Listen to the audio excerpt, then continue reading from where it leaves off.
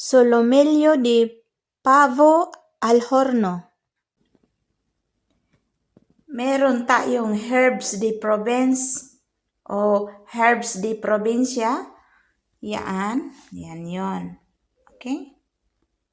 Magluluto tayo ng pavo de horno. Lagyan natin ng herbs de probinsya, yung mga mix-mix na spices yan, yung pang-aroma. Okay? Tapos, lagyan natin siya ng asin. Tapos, lagyan natin siya ng asin.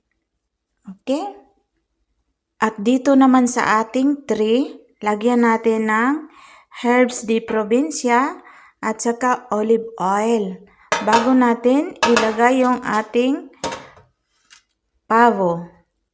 So, ito na yung pavo. Ganyan lang. Tapos, dagdagan natin ng oil sa ibabaw. Ganyan. Lagyan natin ng carrots.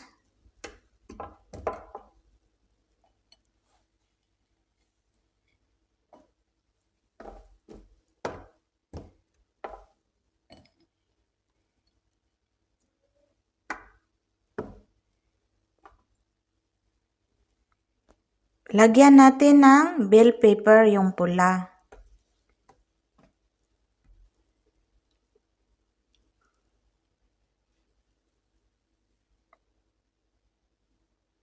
Meron tayong tomato cherry. Lagay din natin.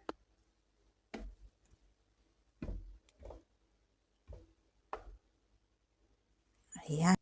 Bago natin siya isalang, lagyan muna natin siya ng white wine.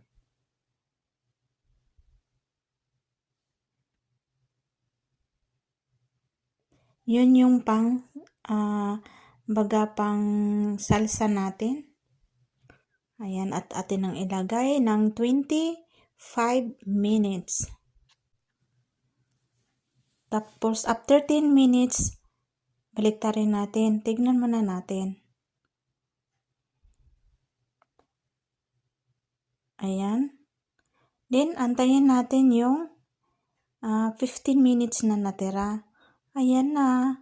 Ready to eat na ang ating